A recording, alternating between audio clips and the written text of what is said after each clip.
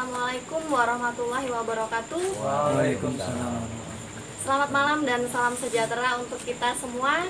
Semoga senantiasa diberikan nikmat sehat dan kelancaran dalam menjalankan kegiatan sehari-harinya. Amin. Oke, kembali lagi bersama saya Nana Ratnasari dalam bincang luar biasa kali ini, tentunya di Suara Bumi Lampung yang menghadirkan narasumber-narasumber yang luar biasa dan tema-tema yang sangat menarik. Baik, langsung saja kita sapa narasumber kita pada malam hari ini. Di sini di samping saya ada Bapak Syaiful Ulum Syahada. Ya, selamat malam Gus. Selamat malam. Ya, Assalamualaikum. Biasanya beliau kita sapa dengan Gus Ulum. Ya. Bagaimana Gus kabarnya Gus?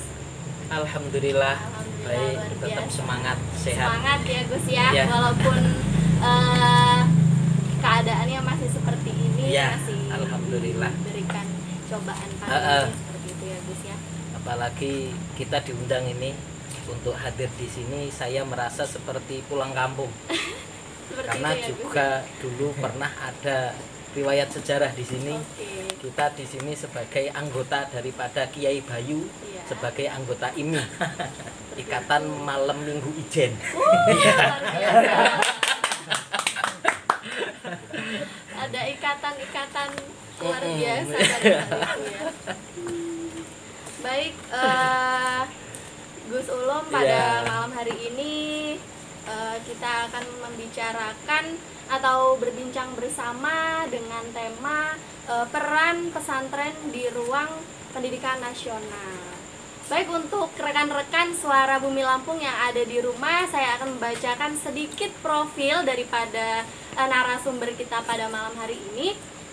Beliau ini, Gus Ulum ini merupakan alumni Pondok Pesantren Al-Mahrusyah Lirboyo, Jawa Timur, Kediri pada tahun 2001 sampai dengan 2008. Nah, selain itu beliau juga sempat mengenyam pendidikan strata 1 jurusan pendidikan agama Islam di IAIN NU Metro ya Gus ya. Ya. Nah, sebelum ayahanda beliau ini meninggal dunia, beliau diamanatkan untuk meneruskan perjuangan ayahanda dari beliau ini untuk mengasuh pondok pesantren Wali Songo Sukajadi Wates. Benar ya Gus ya? Bumi Ratu Nuban. Bumi Ratu Nuban, Iya. gitu rekan-rekan.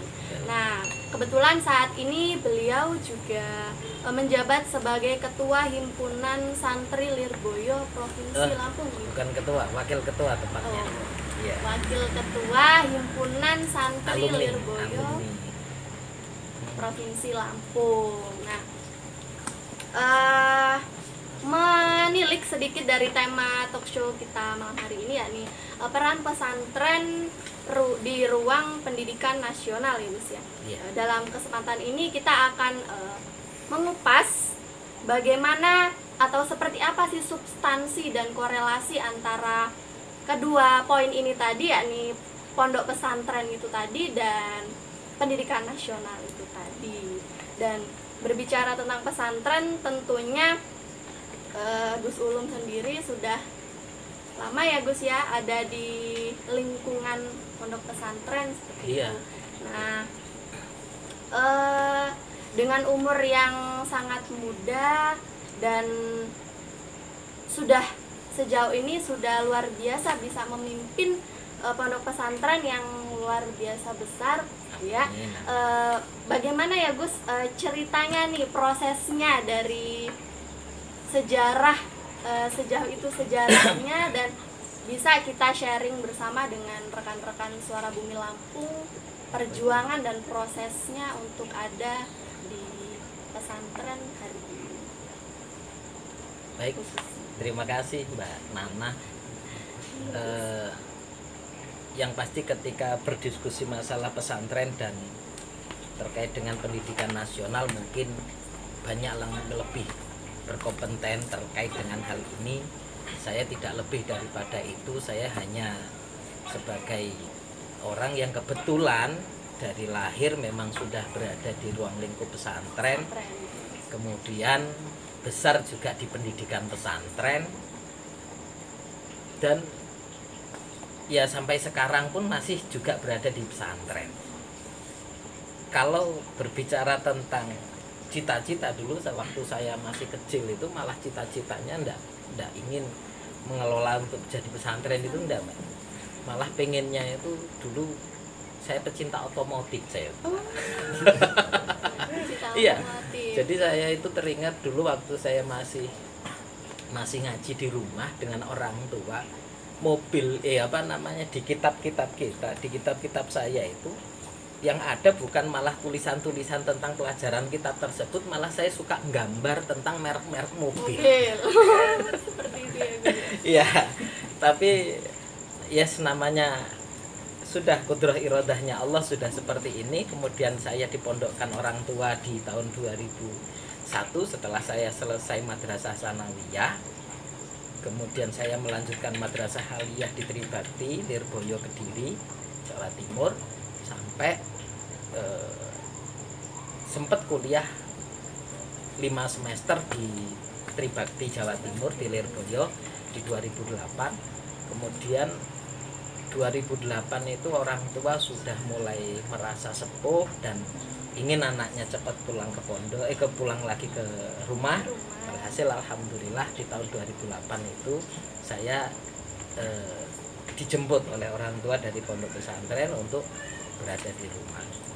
Tahun 2008 itu mohon maaf umur saya masih 21 tahun. Yang mana orang tua saya itu masih sehat, tapi memang sudah ada gejala stroke ringan waktu itu. Sudah ada gejala stroke ringan. Kemudian tapi beliau disitulah uniknya pesantren dan para masyayikh kita khususnya. Ketika pada saat itu saya tidak mau disuruh pulang karena saya masih mempunyai pemikiran untuk mondok lebih jauh lagi. Orang tua masih sehat, umur saya juga masih 21 tahun, tapi orang tua masih memaksakan, kamu pokoknya harus pulang. Kamu pokoknya harus pulang. Ya sudah, ketika kami pulang di rumah, saya sempat berpikir, kenapa saya pulang? Padahal waktu itu saya masih berpikir saya harus ke Mesir, saya harus ke Yaman, pokoknya saya harus ke luar negeri. Tapi ternyata sama orang tua tidak boleh, kamu harus pulang. Begitu sampai rumah, saya bingung, orang tua saya sehat, kok saya harus pulang? Dan kemudian di rumah itu seluruh kegiatan-kegiatan itu oleh orang tua itu suruh menghandle. Seperti sholat jamaah dengan santri itu saya suruh ngimami. Kemudian kegiatan-kegiatan di luar itu juga selalu untuk menggantikan peran beliau. Saya waktu itu tidak berani karena umur masih 21 tahun. Iya. Jadi kemudian ketika sudah berjalannya waktu, di tahun 2009 ternyata beliau kapundhut. Beliau meninggal di umur saya 22 tahun. Langsung saya terasa pada saat itu, yang saya rasakan bukan karena kesepeninggalan beliau. Beliau sudah sakit, gejala stroke itu cukup lama. Saya berpikir kapanpun pasti akan diambil oleh Allah. Tapi yang menjadi berat di dalam pertanggungjawaban adalah yang ditinggal. Itu loh. Yang ditinggal waktu itu ada sekitar anak 350-an. Lah, dari 350 anak itu saya suruh mempertanggungjawabkan dengan adik-adik saya yang saat itu masih setingkat SMA dan adik yang paling kecil masih setingkat SMP. Ya, jadi kami di Wali Songo itu 3 bersaudara. Ya, sudah dilakoni saja. Alhamdulillah tahun 2009 orang tua meninggal dengan meninggalkan santri-santri 350. Berjalan waktu tahun 2010, tahun 2012 itu perkembangan santri itu subhanallah, yang tadinya 350 anak tahun 2012 alhamdulillah jadi 150 anak, Mbak. Gitu ya? Iya, jadi habis menurun. Karena kan kita ketahui bersama terkait dengan pesantren, orang tua memasukkan pondok pesantren itu kan karena tokoh ataupun figur yang pada saat itu saya orang baru datang ke situ. figur yang diidam-idamkan al-maghfurlah Kiai Syuhada itu sudah tidak ada, saya di situ menggantikan dan belum kenal dengan siapapun. Walhasil ya sudah, mau tidak mau ya harus seperti itu. Tapi saya selalu matur kepada guru-guru yang ada di Lirboyo, itulah istimewanya pesantren, keterikatan kehidupan dengan guru itu sangat kuat. Jadi ketika santri sudah di rumah itu seolah-olah tidak pernah bisa meninggalkan gurunya, walaupun toh sudah berkiprah di kampungnya sendiri, itu tidak bisa. Makanya terus saya sering matur sowan ke kiai-kiai kami yang ada di Jawa Timur, termasuk kiai yang juga membesarkan daripada Wali Songo, Kiai Muzaki, kemudian saya sendiri mondok di Lirboyo dengan Kiai Imam Yahya Mahrus, waktu itu dengan Gus Reza putra beliau, itu saya selalu matur untuk selalu mendoakan terhadap pondok pesantren. Walhasil ya alhamdulillah di tahun 2012 kami mencoba untuk, ketika dulu orang itu datang karena sosok, karena tokoh, nah saat ini tokoh itu belum muncul sebagai penggantinya, saya mencoba untuk istilahnya Wali Songo itu dimodifikasi, tidak hanya kaitan dengan ketokohan, tapi juga bagaimana terkait dengan manajemen pendidikan, manajemen spiritual, semuanya kita atur dengan teman-teman pengurus, dengan teman-teman yang ada di dalam pondok pesantren, kita atur semua. Alhamdulillah dimulai tahun 2012 perbaikan mulai terjadi. Di 2014, 2015 itu sudah mulai ada peningkatan sampai di tahun 2017 itu kami komitmen. Alhamdulillah 3 tahun terakhir sudah ada penambahan siswa. Coba sih kita tes beberapa saat ke depan, coba kita tidak bikin brosur atau sesuatu yang menarik ataupun sifatnya gimana ya, sponsor atau iklan. Nah, kita mencoba untuk tidak bikin kayak gitu. Walhasil alhamdulillah di tahun 2017 ketika Wali Songo itu udah bikin iklan, kemudian brosur dan lain sebagainya, alhamdulillah tetap berarti teman-teman yang kita didik di Wali Songo sedikit banyak bermanfaat untuk masyarakat. Paling tidak orang tua bisa tahu yang menjadi brosur itu anaknya, gitu loh. Alhamdulillah sampai sekarang sudah cukup lumayan lah. Terus berbicara tentang berkualitas atau tidaknya nantinya para santri dan santriwati yang dihasilkan, yang keluar dari pondok pesantren Wali Songo ini, kan tentunya kembali lagi dari bagaimana dan seperti apa pondok pesantren itu sendiri ya. Iya. Dan tentunya kalau misalkan para alumni yang luar biasa bisa dibilang baik, itu tentunya akan berpengaruh pada performa dari pondok pesantren itu sendiri ya Gus ya. Iya, betul. Lalu betul.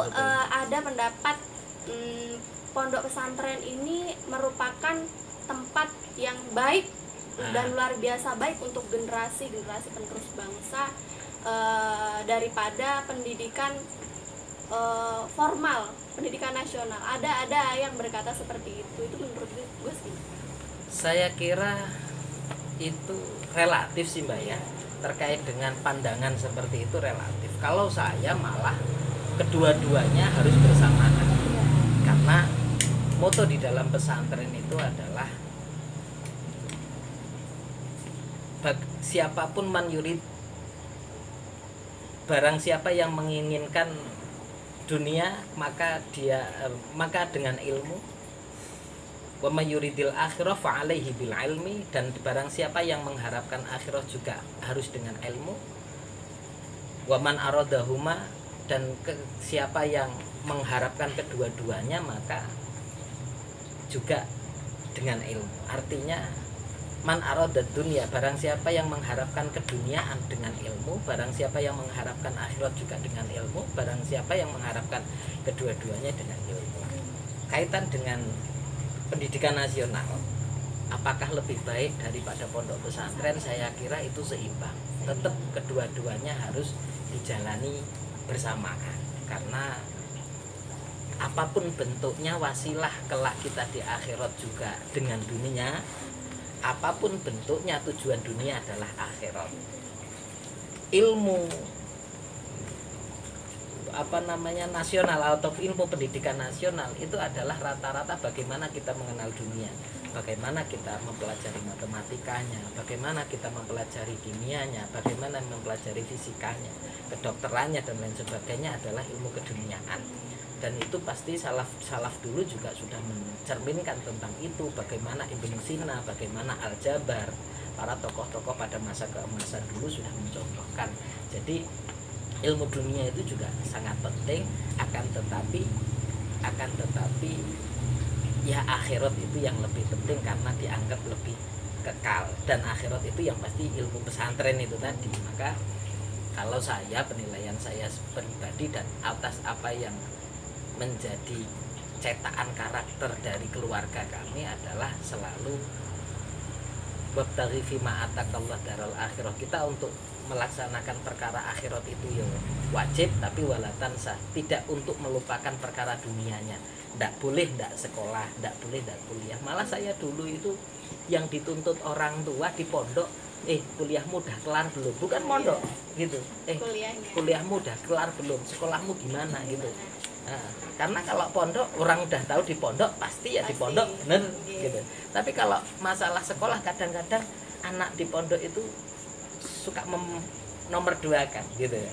Makanya alhamdulillah teman-teman di Wali Songo juga kita kuatkan untuk selalu mempelajari pendidikan nasional, mempelajari pendidikan umum, mulai dari PAUD, MTMI, MTS, MA, kuliah. Bahkan alhamdulillah ada 3 teman-teman di Wali Songo yang sampai hari ini juga masih berkiprah di Wali Songo, yang 3-tiganya saat ini sedang kuliah di doktorat gitu lah. Jadi itulah pentingnya keilmuan. Artinya kedua-duanya saya kira harus berjalan berdampingan dan bersamaan. Begini Gus, kembali lagi ke lingkungan pesantren ya Gus ya. Iya. Berbicara tentang mekanisme yang ada di dalam pondok pesantren itu sendiri, tentunya untuk santri kan harus mengikuti apa-apa yang ada di dalamnya. Ya. Dan di samping itu tadi yang sudah disampaikan Gus, para santri ini juga harus mengikuti kurikulum pendidikan nasional pada umumnya. Nah, di satu sisi apakah santri ini tidak merasa tertekan gitu Gus, harus mengikuti kedua ranah yang memang masih satu tujuan, yakni untuk ilmu seperti itu. Tapi bagaimana ketika keduanya harus berjalan bersamaan dan berbeda seperti itu? Ya itulah, ternyata Allah itu menciptakan otak manusia. Kalau kita samakan dengan gadget sekarang, mungkin ukurannya bukan tera lagi ya, nggak tahu itu sudah atasnya tera mungkin. Yang kemudian ketika anak-anak di dalam pondok pesantren mereka tetap menekuni keilmuan pesantrennya dan terus mengikuti kegiatan-kegiatan formalnya, ya alhamdulillah tetap berjalan dengan baik. Walaupun toh di sisi lain memang ada kadang-kadang terkalahkan antara satu dengan yang lainnya, tapi pergaulan daripada kemasyarakatan sekarang tidak hanya yang dibutuhkan terkait dengan kepesantrenan, tapi juga terkait dengan umum itu juga sangat diperlukan. Artinya ketika anak-anak sekolah kemudian mereka dituntut untuk memahami tentang pelajaran sekolah, paling tidak sedikit banyak adalah yang harus mereka ketahui agar ketika mereka pulang ke masyarakat mereka tidak merasa tertinggal karena ketidaktahuannya terkait dengan pelajaran umum. Jadi gitu. Jadi nggak kemudian ketika mereka ngaji terus akhirnya nggak sekolah, malah mereka benar sih di masyarakat tetap manfaatnya luar biasa, ngaji itu tidak akan pernah hilang manfaatnya, akan tetapi ketika ada sekolah, ada pergaulan di luar itu bagaimana ngaji itu kemudian diimplementasikan di dunia luar, yang di dunia luar juga dia tahu tentang porsinya karena dia pernah sekolah. Betul. Gitu. Jadi mereka bisa beradaptasi di dua sisi yang berbeda ketika sudah bermasyarakat gitu. Jadi apapun bentuknya, kalau plus minus tetap ada. Kekurangannya ketika ada pondok pesantren yang basisnya sekolah, kekurangan daripada yang ada di dalam pondok pesantren tetap ada, akan tetapi kelebihannya juga tidak sedikit gitu. Oke, merujuk pada Undang-Undang Nomor 20 Tahun 2003 nih Gus ya. Iya. Isinya tentang Sisdiknas. Ya, keberadaan pesantren sebenarnya sangat istimewa karena pada pasal 3 ini dijelaskan bahwa pendidikan nasional berfungsi mengembangkan kemampuan dan membentuk watak serta peradaban bangsa dan lain sebagainya. Yeah. Tapi di satu sisi mengapa Gus ya banyak juga pondok pesantren khususnya di provinsi Lampung ini masih kurang gitu Gus diminati masyarakat, dan tentunya masih untuk grade-nya itu masih kalah dengan pendidikan nasional. Yeah. Itu yang salah tuh yang apanya gitu Gus sebenarnya? Kalau salah sih saya kira bagaimana ya, enggak ada titik kesalahan di dalam proses itu. Yang pasti itu tidak terlepas daripada sejarah. Itu tidak terlepas dari saja sejarah, daripada sejarah yang bagaimana pada saat itu memang pesantren pada zaman era penjajahan, zaman pemerintahan Belanda, itu pesantren memang tidak begitu dianggap tertarik, atau bahkan yang diceritakan beberapa tokoh-tokoh sejarah kalau pesantren itu agar pendidikan umum itu agar kemudian disinergikan dengan unit-unit usaha yang kemudian seolah-olah ketika selesai daripada pendidikan formal itu langsung bisa bekerja.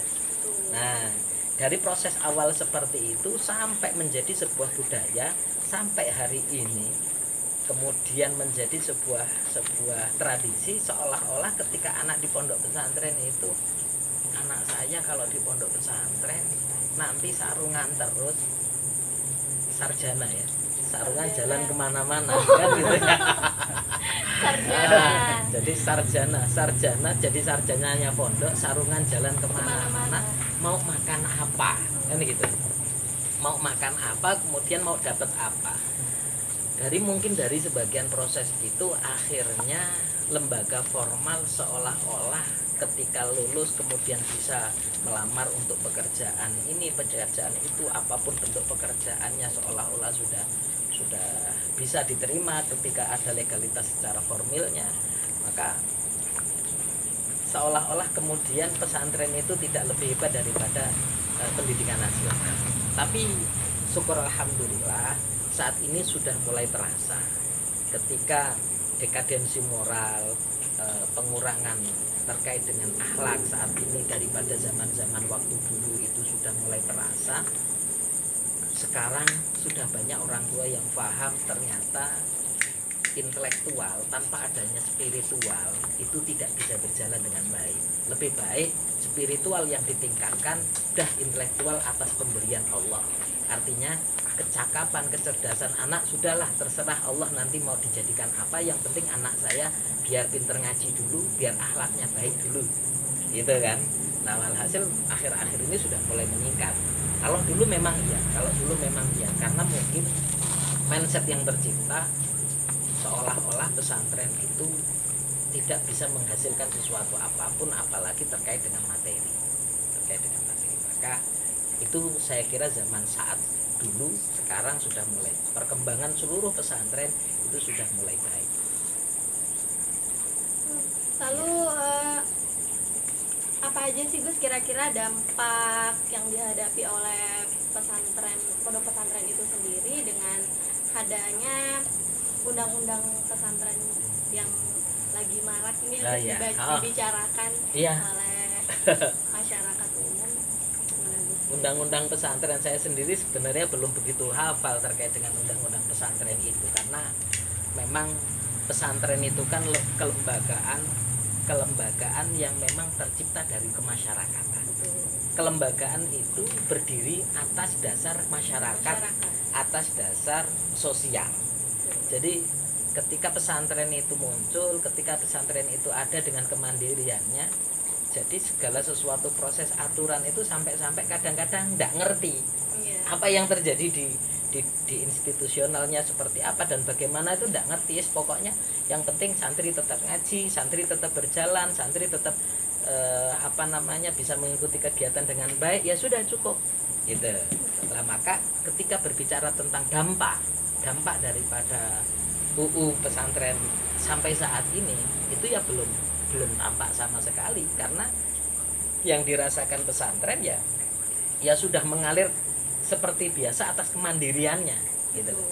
Kemandiriannya yang saat itu mungkin atas donasi daripada masyarakat sekitar, kemudian atas kinerja daripada para alumni, para santri-santri tersebut, mereka di pondok juga sambil bekerja, akhirnya kemandirian itu tercipta, seolah-olah ya ada dan tidak ada atas perhatian tersebut, ataupun ada dan tidak ada terkait UU tersebut, ya berjalan seperti biasa. Tapi harapannya mudah-mudahan dengan adanya perhatian pemerintah, lebih memperhatikan pondok pesantren, harapannya ke depan untuk bisa lebih mensejahterakan, yang sehingganya pondok pesantren bisa menjadi